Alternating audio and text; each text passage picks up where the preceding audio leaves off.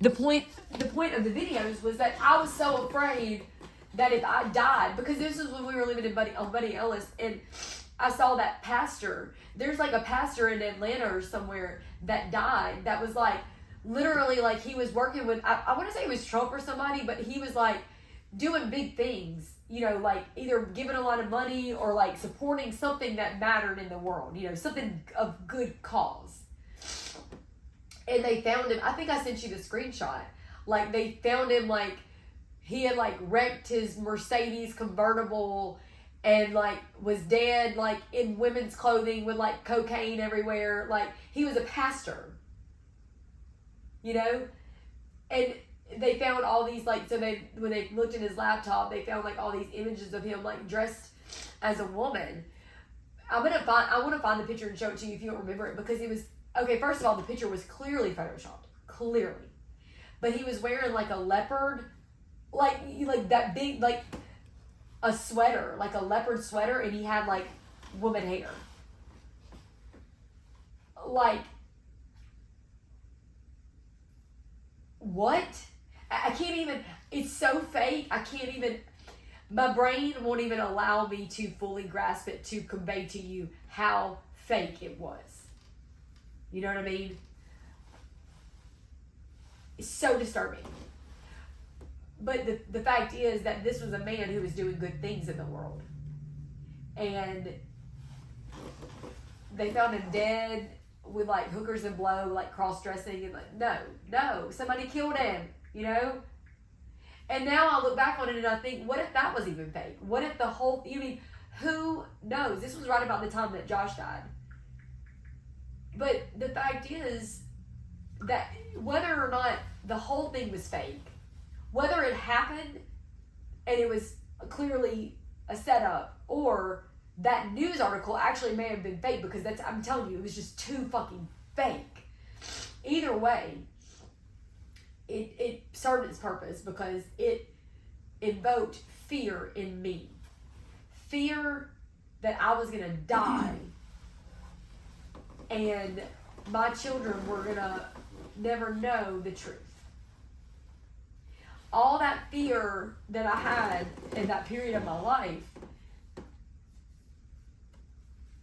you know, and I can say too, I mean, and I thought too, well, you know, that was just God preparing me. Like, I got a lot of that out of my system, you know, because like now, like if there were ever to be like an emergency type situation, or like if things happen, if the world got to a point where like sirens and bombs and things like that were like a normal occurrence, like most people would be panicked, but I wouldn't, I don't think, because I've already kind of, I like all that anxiety and stuff, like I went through that already, you know, is one way to look at it. And that may be true.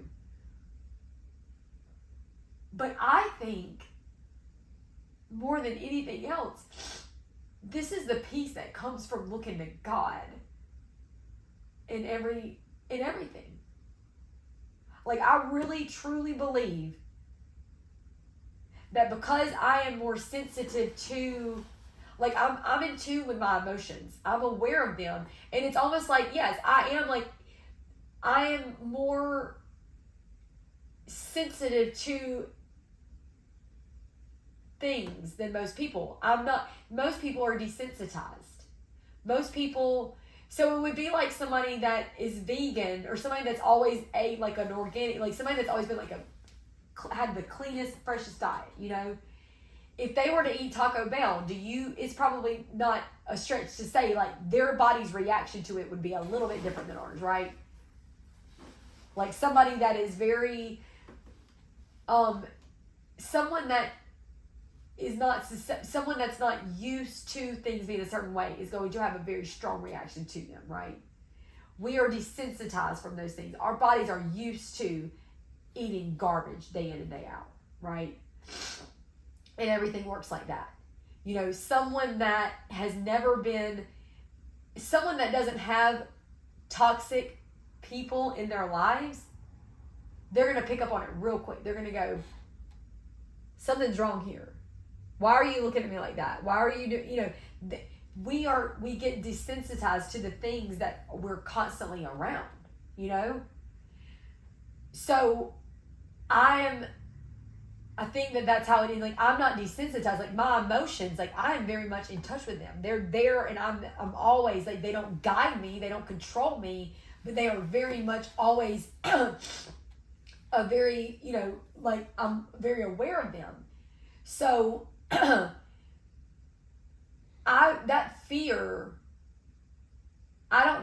this is just, again, I'm going to be very, very distinct when I say, just like I said earlier with like what I think happened in the murder house, this is my opinion. This is my opinion. I have came to this conclusion based on my experience and the knowledge that I have of the topic and those things surrounding it. And this is how I feel. I think that most people walk around day in and day out with that level of fear inside of them.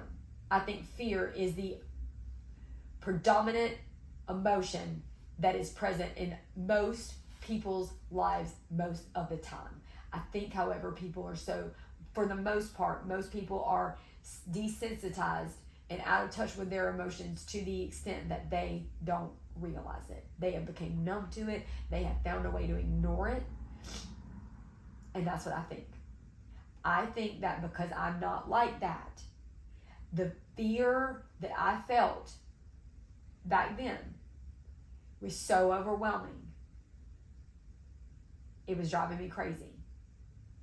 And I think that the only reason that I don't feel that way anymore is because I have found the peace that only God can provide, a peace that the peace that passes understanding. A peace that we would never find in another human being. And I'm telling you, the reason I couldn't completely apologize to you before for everything that happened is because I didn't know exactly what went wrong. Or I can't apologize until I know what it is that I'm apologizing for.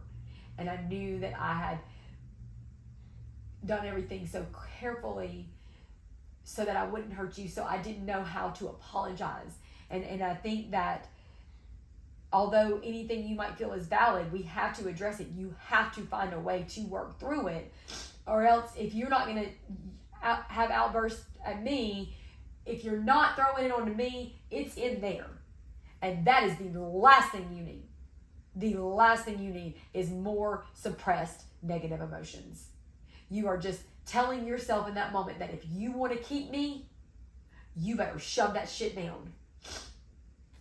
That's all that is. And I won't allow that. I've already told you I won't allow you to behave the way you did. So if you know that these emotions, they're here, they're not going away. I'm telling you, I'm not taking them. And I'm telling you, you're not fucking taking them. The only other thing is, we have to, that God He will take them, if you ask Him.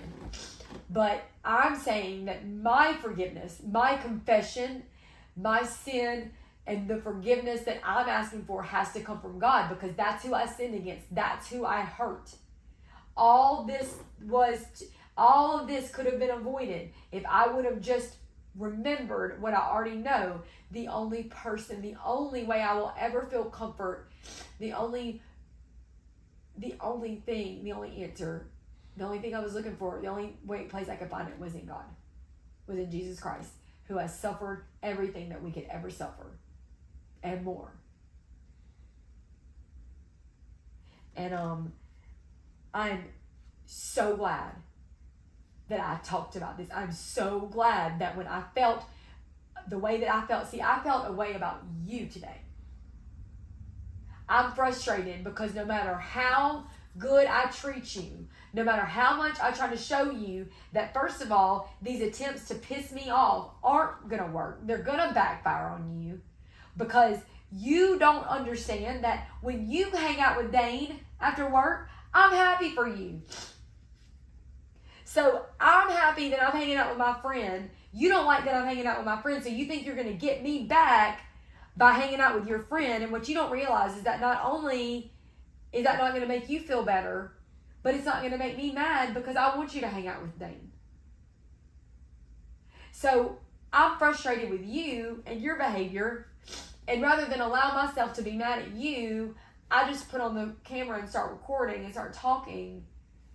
And I'm so glad that I did, because you, giving you that attention, that wouldn't have helped either one of us, because that's not right. And I wouldn't have came to all the realizations that I've came to now.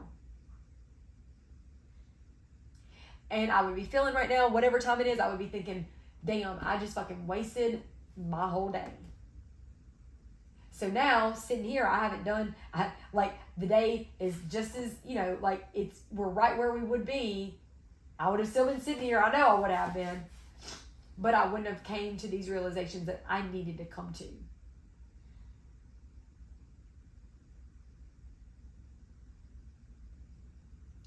We have to learn to look to God for the things that we're looking for in other people and in this world and in material things.